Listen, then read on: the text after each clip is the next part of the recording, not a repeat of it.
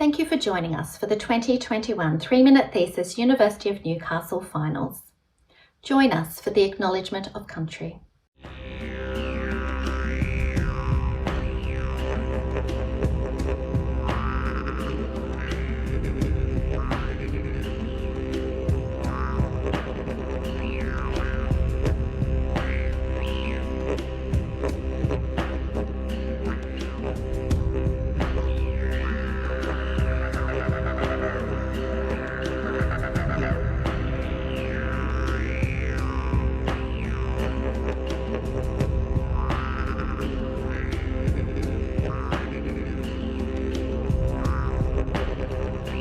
I too extend my acknowledgement to the Pambalong clan of the Awabakal people, upon whose lands I reside today, and acknowledge the lands on which those who are watching today are situated. As the Dean of Graduate Research, Professor Kylie Shaw, I am looking forward to presenting our live stream this afternoon as we celebrate our exceptional high degree research 3-minute thesis finalists and announce who will be representing our university at the Asia Pacific Finals on the 20th of October. Firstly, it gives me great pleasure to introduce our Vice-Chancellor and President, Professor Alex Zielinski, to welcome everyone to our online event. Hello, I'm Alex Zielinski, Vice-Chancellor of our university. Welcome to the finalists of the 3-minute thesis. Before I make my remarks, I'd like to acknowledge the traditional owners of the land which we're meeting upon. I'm here at the Callaghan campus and I acknowledge the Awabakal people and their elders past, present and emerging. Normally, I make these remarks face-to-face at the competition final, and due to COVID, unfortunately, we can't have that final. But however, thanks to video, we can have our finalists by judging videos. And I've got to say, I've had a look at the videos of our finalists. Fantastic, really well done. Congratulations to everybody. I'm so impressed by the breadth of the work, be it food security, climate change, reclaiming the memories of our First Nations people, or worrying about how to address illness and health challenges. All very important topics. So well done to everyone and good luck today. Thank you, Alex. It sounds simple, but as each of the finalists will now no doubt attest, distilling a complex research project into a 3-minute presentation is quite the challenge. It takes real skill to do this without trivialising or overgeneralising their work, and whilst also acknowledging the audience and conveying its significance in language appropriate to a non-specialised audience. I commend all of our competitors for their achievement in making the final, and I'm sure everyone will value this experience. Thank you to the supervisors who have supported and encouraged our finalists to get involved in this worthwhile opportunity to build their communication skills. And also to all of those who participated in the school finals. We really value and acknowledge your contributions. This year, of course, there is the added complexity of not being able to present in person. Presenting to camera is in many ways a more challenging experience, as you do not have the visual cues to go on. Presenters have missed the human engagement that comes for presenting to a live audience. And I guess I can say that we're missing that as well. But let's have a look at the rules.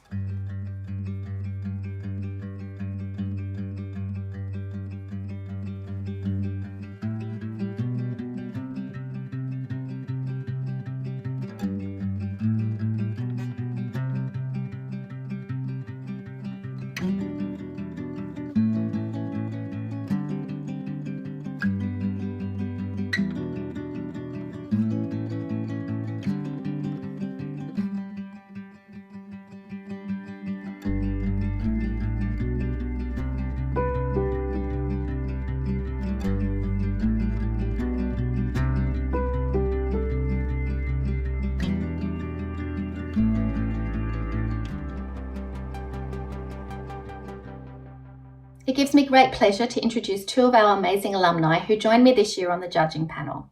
Dr. Kate Supple is the Digitisation Program Lead at ALS Industrial. She is an engineer and researcher who has worked in manufacturing, mining, refining, chemical and power industries. Dr. Aaron Wong is an artificial intelligence engineer at Fortel. His research interests lay in the interdisciplinary fields of computer science, robotics, cognitive neuroscience, psychology, biofeedback, and built environment. His accomplishments include World SPL Champion, RoboCop, 2008 soccer robots, and environmental effective robotics. Our deliberations were certainly very difficult, and there was a lot to discuss with the quality of this year's entries. Our 2021 finalists are Adriana Aro from the School of Humanities and Social Science, Carol Hood from the School of Psychology, Deepika Radhakrishnan from the School of Engineering, Divya Senegal from the School of Creative Industries, Fatima Amazouk from the School of Nursing and Midwifery, Irma Dupuy from the Newcastle Business School, Jessie Hodgetts from the Wallatuka Institute, Catherine McGill from the School of Medicine and Public Health, Matthias Xavier from the School of Engineering,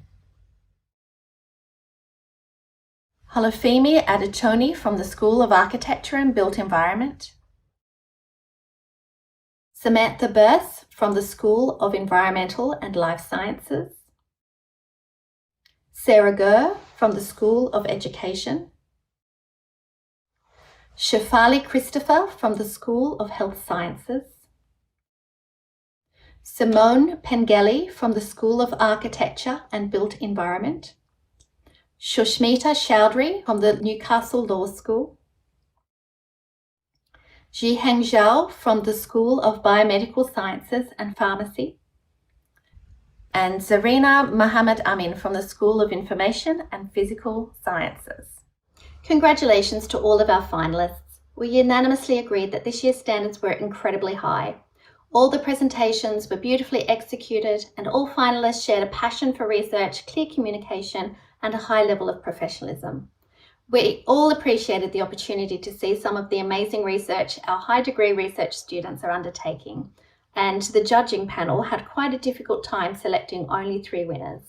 But here is the moment you have all been waiting for. We'll be announcing the winners in order of the People's Choice Award, who will receive $250 towards their research expenses. Third place, who will receive $1,000. Second place, who will receive $2,000. And then first place, who will receive $5,000 and will represent the university at the Asia Pacific Finals on the 20th of October. The People's Choice Award is determined through public voting. The public have had 1 week to watch the videos and vote for their favourite entrant, and we have had thousands of votes from all over the world. I'm very excited to announce that the People's Choice Award for this year is Matthias. Conventional robots are composed of rigid materials so they can perform fast and repetitive tasks. This is great for applications such as manufacturing, but when it comes to medical applications, these rigid materials compromise tissue integrity, movement, and biocompatibility. So what if we could come up with robots that are safe for human interaction and medical procedures? Well, nature has provided engineers with many insights for optimal designs. And the thing is, in the animal world, soft materials, not rigid ones, prevail. Animals exploit soft structures to achieve motions such as squeezing, climbing, and crawling that would not be possible using only rigid materials.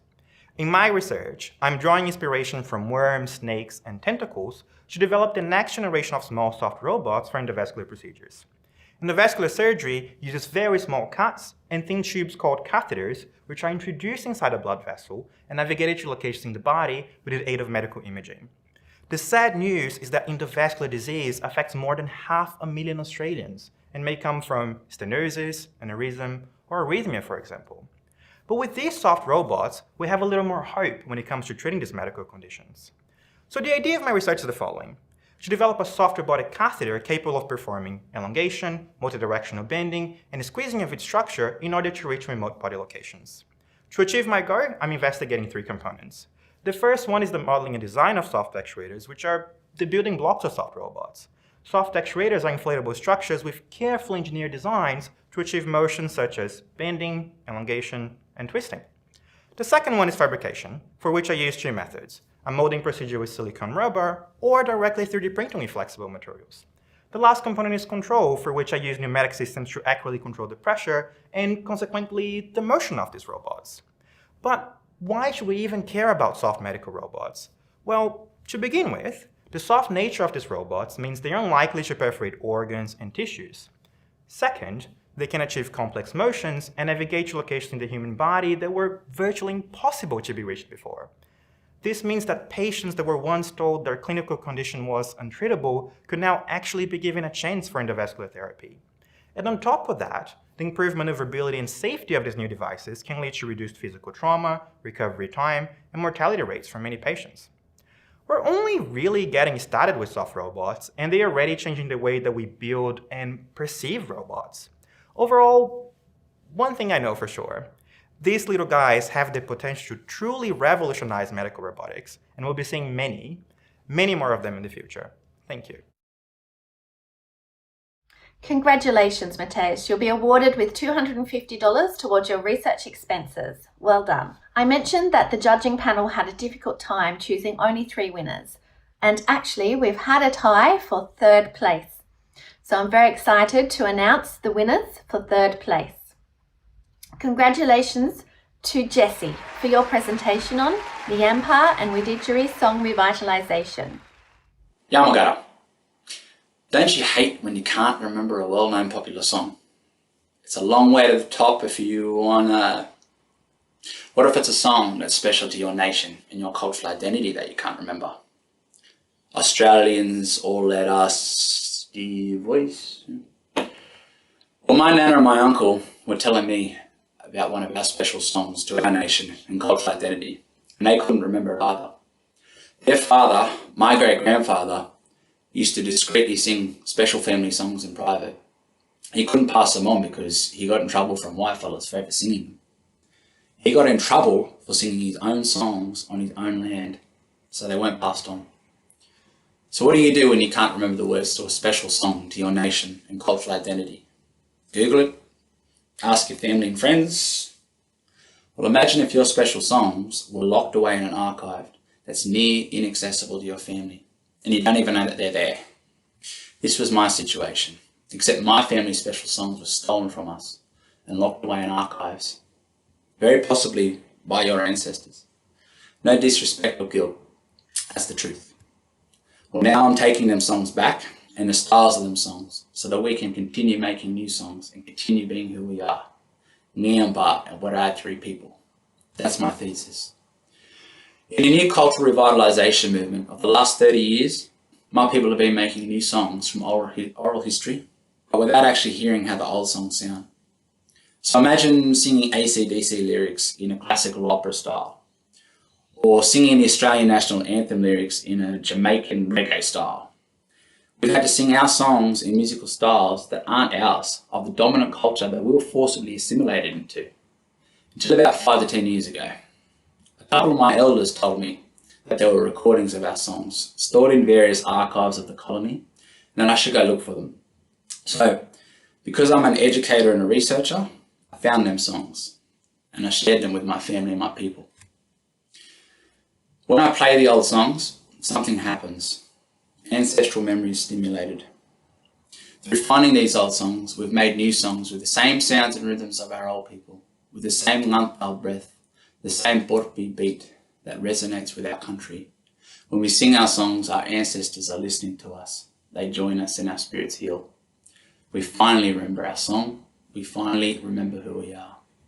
For you to really understand what my thesis is about, I'd like to share with you and sing you a song.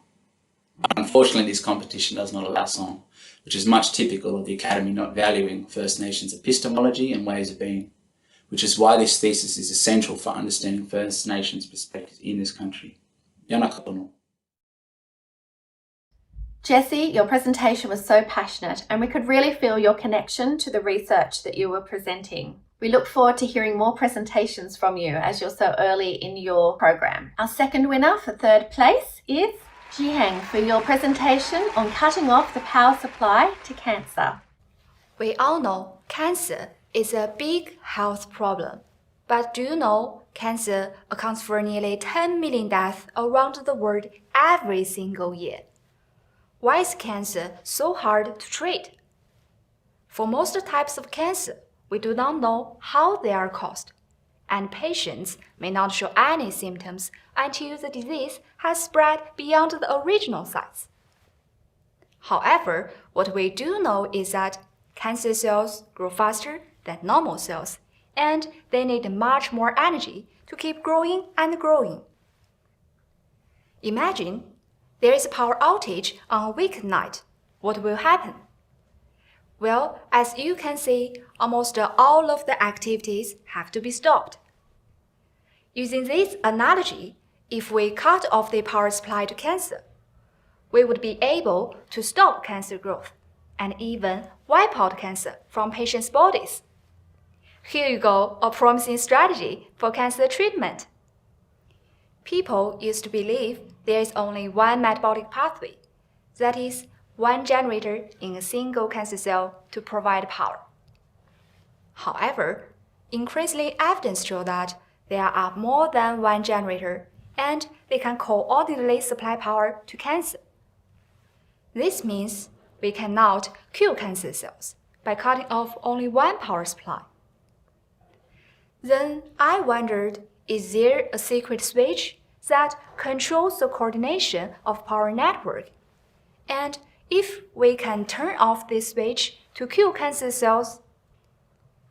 Based on my experimental results, I'm confident to say, yes, we can. In my studies, we used a newly developed drug which is currently in clinical trial to inhibit a protein complex called mitochondrial complex 1. And we found that it caused a massive power outage to kill cancer cells, because it blocks the production of an enzyme named NAD, which is essential to make every generator work well. This is exciting, as it points to a brand new approach for cancer treatment. You may ask, will this hurt normal cells? Don't worry, as I mentioned before, normal cells do not need as much power as cancer cells to survive and grow. So this provides us a therapeutic window to specifically target cancer cells. I believe this work will benefit patients, their families and friends, as well as the whole society. Thank you.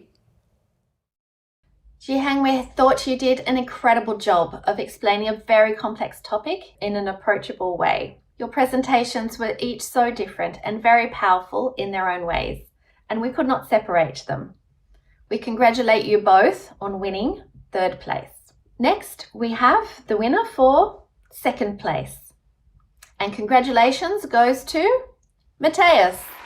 Matthias's presentation on Soft Medical Robots, a Bio-Inspired Revolution, also won the People's Choice Award, so we won't be playing his video again. But we'd like to congratulate Matthias.